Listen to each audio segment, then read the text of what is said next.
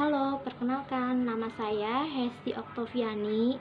Di sini saya akan membahas materi yang kedua, yaitu bagaimana budaya itu berbeda di dalam komunikasi interpersonal.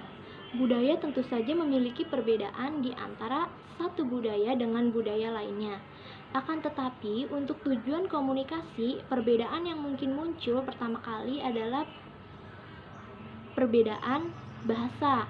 Budaya memang berbeda dalam bahasa yang digunakan dan dipahami oleh setiap individu.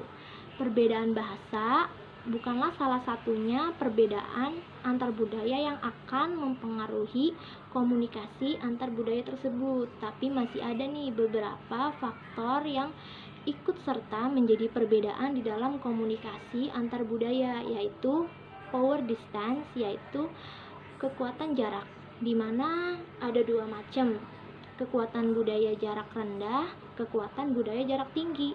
Kalau kekuatan budaya jarak rendah, ini kekuasaan didistribusikan secara lebih merata ke seluruh warga negara dan ada perasaan umum tentang kesetaraan yang konsisten. Dengan bertindak tegas, tetapi kekuatan jarak rendah ini punya kelemahan, yaitu rasa ketidakpercayaan tertentu kepada pihak otoritas. Kemudian ada kekuatan budaya jarak tinggi, di mana kekuasaan ini terfokuskan di tangan beberapa orang dan ada perbedaan besar dalam kekuasaan tersebut, yaitu kekuasaan yang dipegang oleh orang-orang tertentu dan kekuasaan yang dipegang oleh orang biasa. Akan tetapi kekuatan budaya jarak tinggi ini punya kelebihan, yaitu namanya kerapihan dalam satu komando otoritas. Lalu yang kedua ada faktor budaya maskulin dan budaya feminin.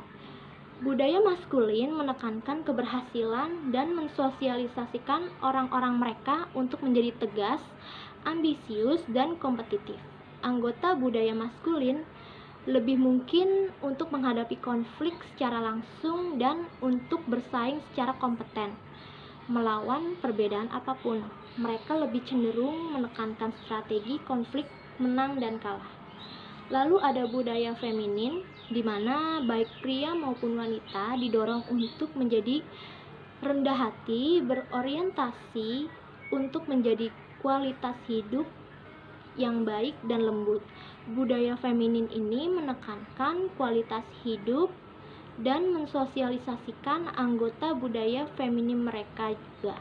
Dengan demikian, lebih mungkin untuk menekankan kompromi dan negosiasi dalam menyelesaikan suatu konflik. Mereka cenderung mencari solusinya di antara kedua belah pihak itu, jadi tidak ada pihak yang dirugikan. Lalu tidak mengherankan orang-orang di negara ini skornya secara signifikan lebih rendah pada tingkat depresi, karena pada budaya ini ketika orang-orang bermasalah, ada konflik yang ingin dipecahkan, di sini masih ada kompromi dan negosiasi yang dilakukan, jadi tingkat depresi bisa ditekan. Kemudian ada faktor individual dan ada faktor orientasi individual dan orientasi kolektif, di mana individual orientation ini anggota bertanggung jawab atas diri mereka sendiri dan mungkin keluarga dekat mereka juga.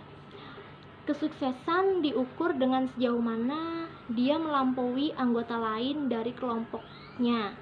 Persaingan dipupuk, maksudnya di sini sangat ditekankan untuk bisa bersaing.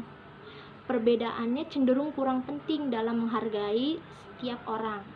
Lalu ada orientasi kolektif, di mana anggota bertanggung jawab untuk seluruh kelompok. Kesuksesan diukur dengan kontribusi mereka pada pencapaian kelompok secara keseluruhan. Dalam budaya ini menekankan manfaat kelompok, bertanggung jawab terhadap aturan-aturan kelompok sosial, dan tanggung jawab untuk pencapaian atau kegagalan dibagi oleh kelompok, lebih bersedia untuk memaafkan orang lain. Perbedaan antara anggota kelompok dan anggota kelompok lainnya itu sangat penting. Kemudian ada faktor budaya konteks tinggi dengan budaya konteks rendah. Yang pertama, di dalam budaya konteks tinggi, tujuan kelompok adalah yang paling penting. Anda bertanggung jawab untuk seluruh anggota dan nilai-nilai dan aturan grup kelompok Anda. Keberhasilan tergantung pada kontribusi Anda kepada grup. Di sini kerjasama lebih ditekankan. Perbedaan dalam kelompok dan luar kelompok itu sangat penting. Hubungan pribadi sangat penting. Karenanya orang-orang menghabiskan banyak waktu untuk saling mengenal satu sama lain di dalam pertemuan atau konferensi. Kemudian ada budaya konteks rendah. Di sini tujuan diri sendiri itu yang paling penting. Dan Anda bertanggung jawab untuk diri sendiri. Keberhasilan tergantung pada Anda melampaui orang lain. Di sini ditekankan untuk lebih berkompetensi. Perbedaan dalam kelompok dan luar kelompok tidak begitu penting.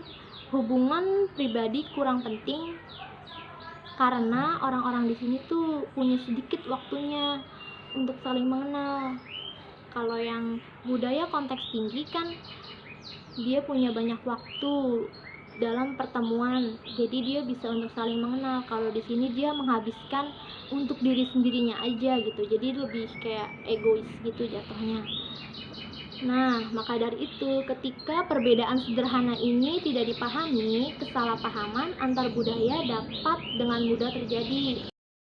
Ketika karakteristik keterus-terangan budaya konteks rendah mungkin dianggap tampak menghina dan tidak perlu dilakukan bagi budaya konteks tinggi. Sebaliknya, bagi anggota konteks rendah, anggota budaya konteks tinggi ini mungkin tampak tidak jelas, kurang ajar, atau tidak jujur dalam keengganannya untuk secara eksplisit atau secara jelas yang terlibat dalam komunikasi